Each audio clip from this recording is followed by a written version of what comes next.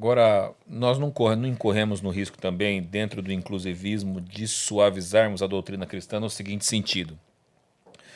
Nós sabemos que para sermos salvos, claro, nós precisamos, o justo viverá pela fé, é uma confissão, é declarar que Jesus é o Senhor, mas a vida cristã, ela exige de nós também uma renúncia. Sim. E quando nós pensamos nesse prisma, esses povos não evangelizados que terão uma autorrevelação de Deus, eles não terão a oportunidade de viver realmente essa renúncia para Jesus Cristo como nós buscamos viver. Então, essa questão, ela é interessante, com certeza, e é por isso, até desmontando aqui uma outra falácia, que é a seguinte, né? Se o inclusivismo está certo, não tem necessidade de missões. Por quê? Porque vai que o não evangelizado está lá, sendo salvo por ignorância ou inocência. Chega o missionário, prega o evangelho, ele rejeita Jesus e será condenado. Bem, nós precisamos de fazer missões. Por quê? Porque esse indivíduo, hipoteticamente, que foi justificado pela autorrevelação de Deus, né, e o Espírito Santo aplica a salvação no seu coração, ele carece de conhecer o cristianismo para que desfrute das bênçãos oriundas do Pentecostes em diante.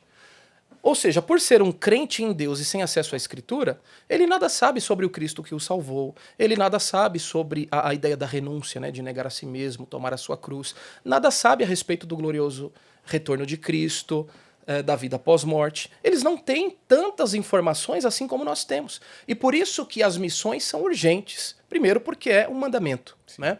Mateus 28:19 e Marcos 16:15 É a grande comissão. é a grande comissão, e os verbos estão no modo imperativo, Sim. que é o modo da ordem. Então, independentemente se alguém vai crer ou não, eu preciso ir.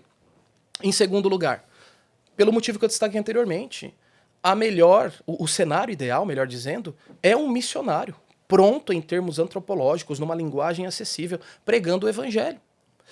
Meus irmãos, Hugo e Diogo, se no Brasil, onde há a livre circulação do evangelho, você prega o evangelho de forma clara e as pessoas rejeitam, imagine entre os não evangelizados, que eles têm apenas um fecho de luz, que é a revelação geral, o senso de moralidade e até aspectos culturais vigentes. Então as missões, elas são imperativas por essas razões e também pelo fato de que nós desejamos de que esses que eventualmente serão crentes, e aqui é necessário abrir um parêntese, porque não quer dizer que todo não evangelizado será salvo, pelo amor de Deus.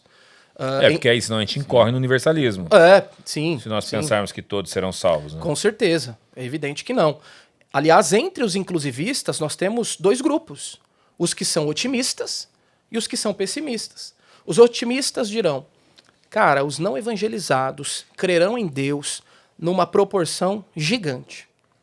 O que é mais pessimista dirá, é possível que alguns poucos não evangelizados, ao contemplar Deus na criação geral, senso de moralidade e providência, se voltem para ele e o invoquem como o Salvador.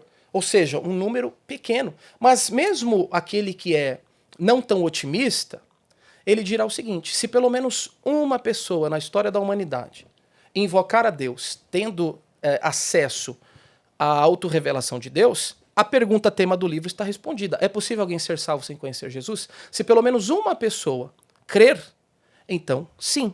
Então tem até essa diferenciação entre os dois grupos, os otimistas e os pessimistas, mas a minha ideia não é entrar no mérito de quantas pessoas crerão, porque eu sei da dificuldade que é.